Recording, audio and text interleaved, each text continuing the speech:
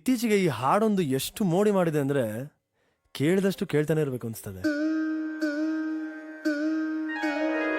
ಕಾಯೋ ಗುರುರಾಯ ಬಿಡದ ನನ್ನ ಕೈಯ, ಕಾಯೋ ಗುರುರಾಯ ಬಿಡದೆ ನನ್ನ ಕೈಯ, ನೊಂದ ಜೀವಕ್ಕೆ ಉಸಿರೆ ನೀನಯ್ಯ, ಜಗದ ಜ್ಯೋತಿಗೆ ನೀನೆ ನಿಜವಯ್ಯ.